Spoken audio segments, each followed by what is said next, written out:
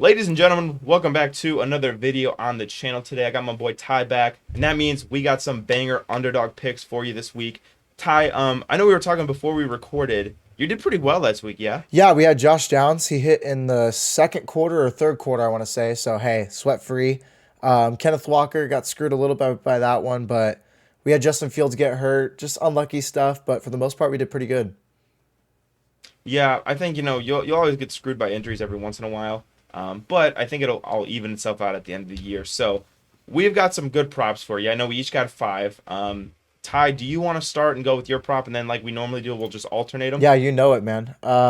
This one is actually probably my favorite that I have out of any pick I've put out so far this season. And I say that very confidently just because of the matchup that we're seeing here.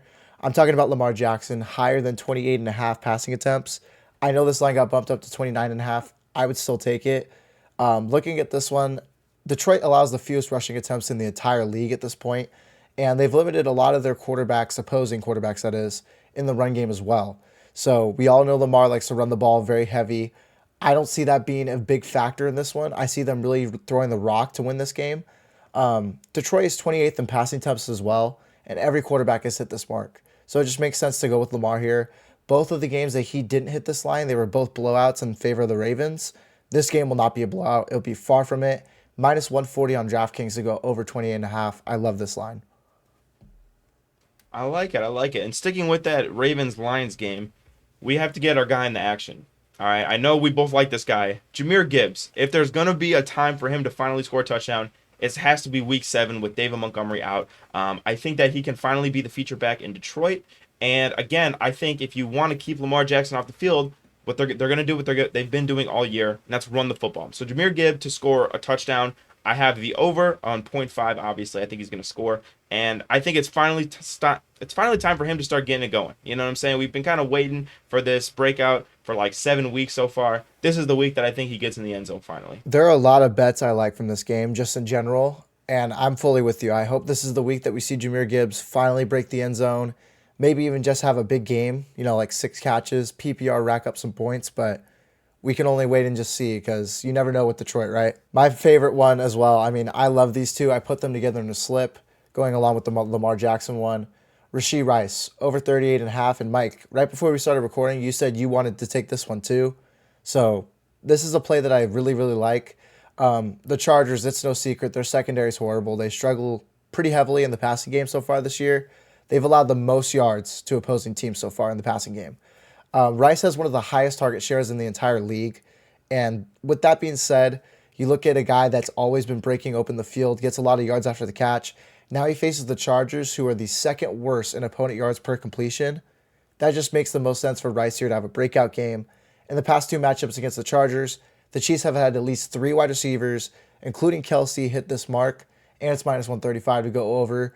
I think this might be a lock right here. I love this play. Rasheed Rice is due for a big weekend.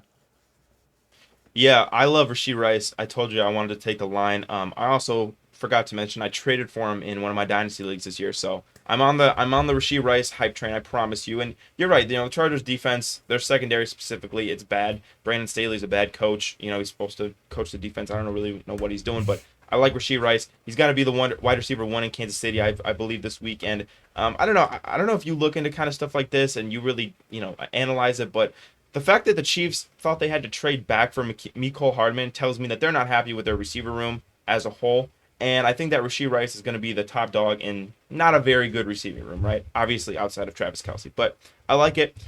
Sticking with another player that I don't like, which is actually ironic because I just said I did like. But anyways, Mac Jones, under 1.5 passing touchdowns. I do not like him to throw 2 touchdowns or more in this game. First of all, the offense for the Patriots has been putrid, to be generous. Secondly, they're going against a Buffalo Bills team who last year ranked first in defensive DVOA. This is a game that is a big divisional matchup, and I really don't think that the Patriots are going to be able to move the ball very well. Now, I understand the Bills have some injuries on their defense, like Matt Milano and the corner, Tre'Davious White. I blanked for a second. Tre'Davious White. But I just don't have a lot of faith for Mac Jones to throw 2 or more touchdowns in this game against the Buffalo Bills. Totally fair. I mean, Mac Jones has looked horrible this year. Like, there's no beating around the bush for that one. That he just looked He's looked like Bailey Zappi needs to be the starting guy over there in New England, really.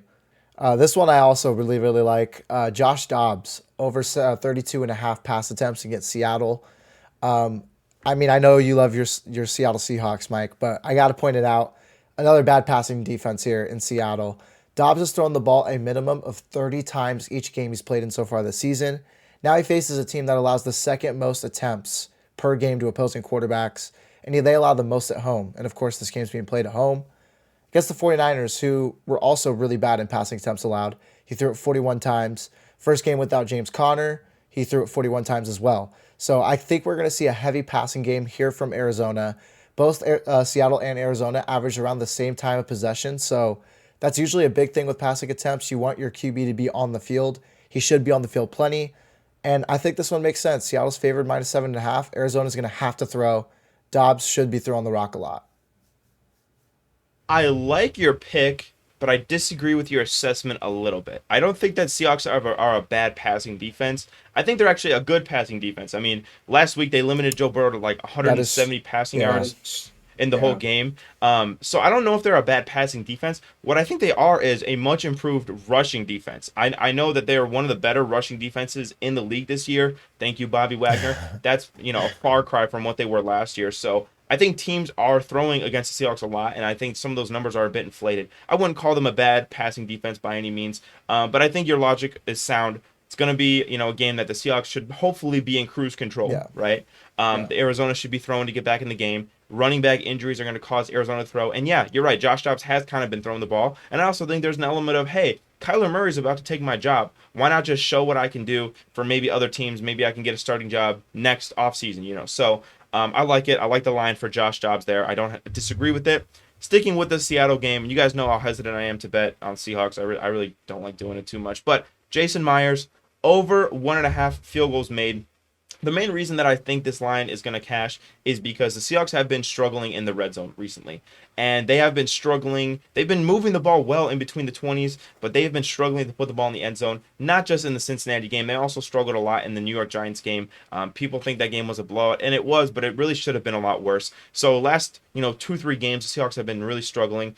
Jason Myers has been dependable ever since like week 1 when he had a few misses. Jason Myers over 1.5 field goals. I think he's good for 2, maybe even 3 in this game against Arizona, and I like that line. Yeah, that's another good one. I mean, I always like taking kicker props. I have not missed a single one so far this season. I would agree with that one. I think Jason Myers is bound for a kicking game in this one. I think Arizona's defense plays really tough. I mean, they played every team tough so far, so I like that one a lot. I'm going with Michael Mayer for my next one, over 20 and a half receiving yards. The reason I like this one is we've seen that snap count go up drastically. I mean, last week he was at 81% of the snaps, one of the highest on the entire team, really outshining Austin Hooper at this point. He also had 75 yards on 5 catches last week against the New England Patriots, a team that's been pretty tough on the pass defense for the most part so far. And this one just makes sense. You have Brian Hoyer coming in starting this game. They're going to be checking it down a little bit more.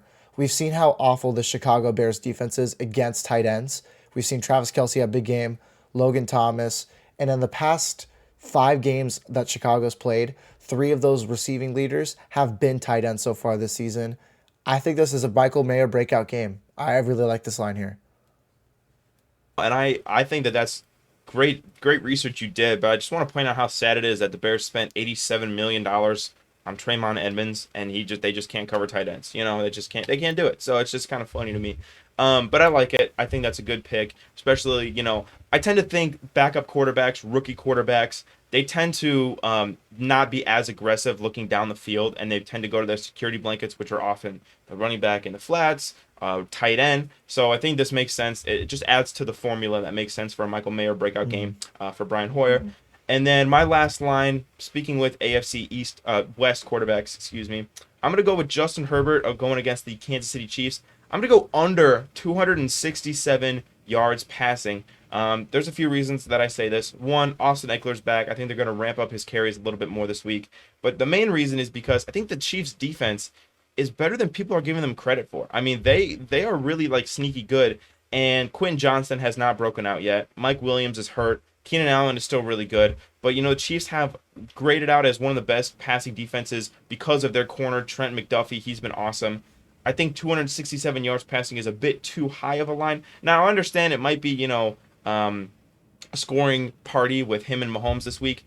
I think 267 is too high, so I'm going to go under for Justin Herbert. I was literally looking at that too as I was looking at the Rashee Rice line because I was researching to make sure I like that one.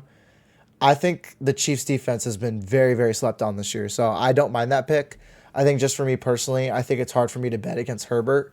But you know what? Like in a matchup like that where you could see the value there, sometimes you just got to take it and bite on it. So I do like that one a bit.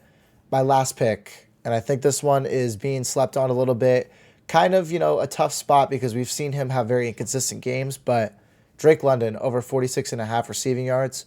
Last week we saw Tampa Bay surrender 15 targets to Amon-Ra St. Brown. And I understand it's a completely different offense. They throw the ball a lot. But I do think in this one we are going to see more of a throwing game than a running game in terms for Atlanta. We've seen a lot of the leading receivers that face this Tampa Bay defense. They easily eclipse this mark. I think Drake London is bound to get this. He's favored heavily to go over 3.5 receptions. And again, another team that's really bad, allows a lot of yards per completion. I just think this makes sense for Drake London again. I can see him scoring a touchdown as well. So I don't know if you want to say fantasy score, whatever you want to call it, but regardless, Drake London's going to have a good game this Sunday. Would you believe me if I told you that in a big money league I picked up Drake London on waivers like 2 weeks ago? I wouldn't, even though, like I said, that week one, I think it was against Detroit or somebody like that.